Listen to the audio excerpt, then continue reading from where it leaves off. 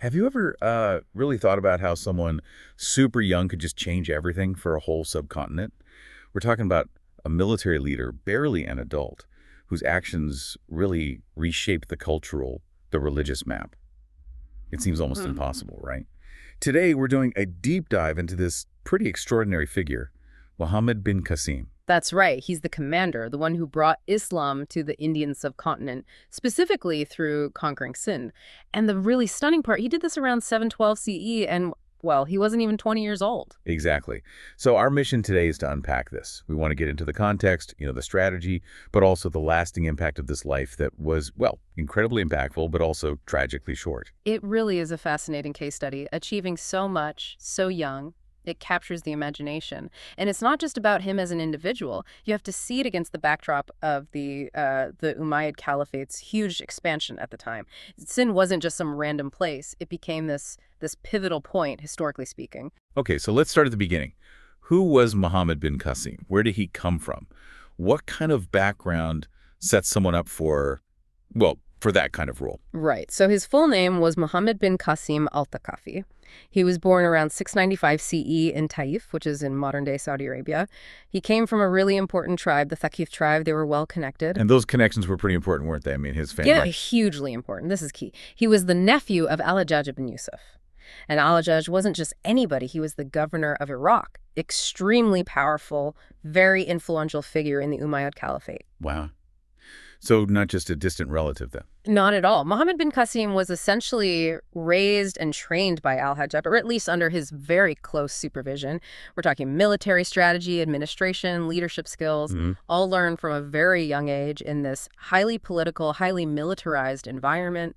It really shaped him. That makes sense.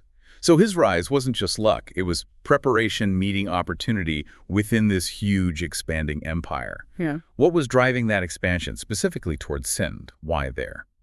Good question. You have to remember, the early 8th century, the Umayyads were pushing outwards everywhere, Spain, Central Asia. It was a period of rapid growth. Sindh, which was ruled by Raja Dahir at the time, it became a bit of a strategic headache and also an opportunity.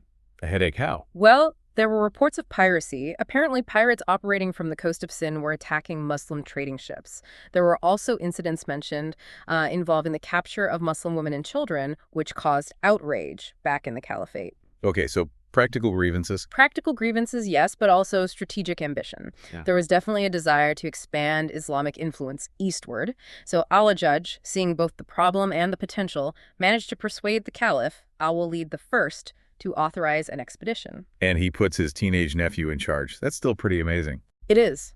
But Al-Hajjaj clearly saw exceptional ability in him, and maybe also loyalty he could count on. Right. So let's talk about that expedition. Leading a major campaign at, 17? What kind of force did he have? It was a significant force for the time, around 6,000 soldiers, mostly Syrians and Iraqis, and they were very well organized, very disciplined. What about their equipment? Did they have any technological edge? They did. They brought some serious hardware, specifically these large siege engines, catapults called manjanik. Alongside that, skilled archers, effective cavalry, solid infantry. It wasn't just about numbers. It was about sophisticated military capability, logistics, and, frankly, Muhammad bin Qasim's leadership. And that leadership showed results pretty quickly, didn't it? Yeah. Walk us through the key moments of the conquest. Absolutely. It was quite a rapid campaign, all things considered. First major success was at Debal, near modern Karachi. That secured their beachhead. Interestingly, there's mention of a Buddhist temple there being converted into a mosque, which kind of signals the changes to come. Okay, Debal first. Then where? Then they moved on to Naroon, which is near Hyderabad today. That apparently fell with minimal resistance. After that, swift victories at places like Siwan and Sisom. These really showcased their, let's say, superior tactics and organization compared to Dahir's forces. But the main event was still to come, right? Exactly. The decisive point was the Battle of Rawar in 712. This was the big one. Raja Dahir himself was killed in this battle. And that was basically it for the ruling dynasty. Pretty much. With Dahir gone, the resistance fractured. Muhammad bin Qasim then moved quickly to consolidate control. He took key cities like Brahmanabad and, crucially, Multan, which was a major center. And he didn't just conquer, he immediately started setting up an administrative structure. Let's talk about that administration, because often conquest is one thing, but ruling is another. What was his approach? You hear surprising things about it. Yeah, this is perhaps one of the most remarkable aspects of his story, especially given the context of the time.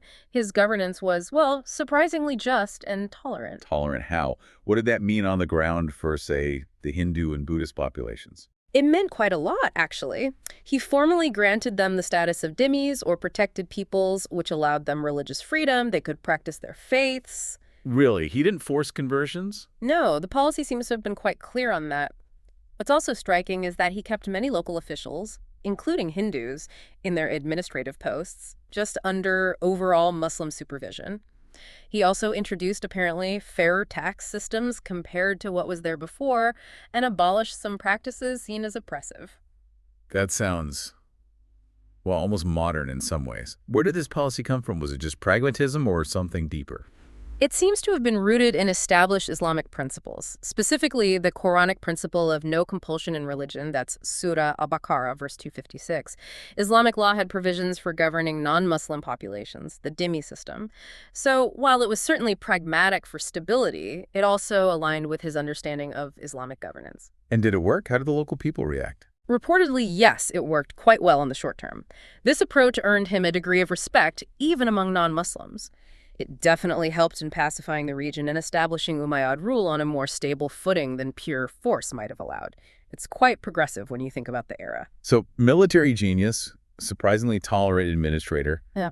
It sounds like he's set for a long and successful career. But then things take a turn, right? A very sharp, very tragic turn. Yeah. After all this success, his story ends abruptly. What happened?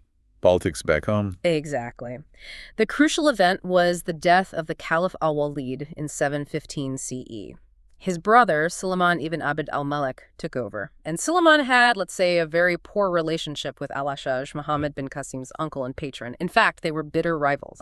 So guilt by association. Precisely. Al-Hajjaj himself had died shortly before the caliph, but the political animosity lingered. Suleiman, influenced by enemies of Al-Hajjaj and perhaps suspicious of Muhammad bin Qasim's growing power and prestige. He recalled him. He recalled him, yes. Stripped him of his command in Sindh. And what was the outcome? It wasn't just being recalled, was it? No, tragically not. The accounts suggest a grim end. Once he was back in Iraq, he was imprisoned.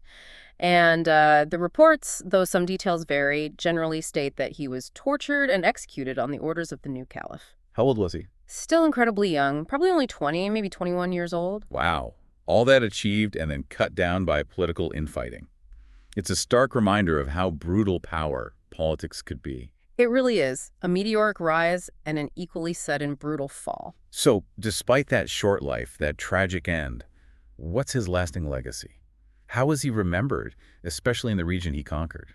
Well, the immediate legacy was profound and undeniable. Islam was now firmly established and a part of the Indian subcontinent.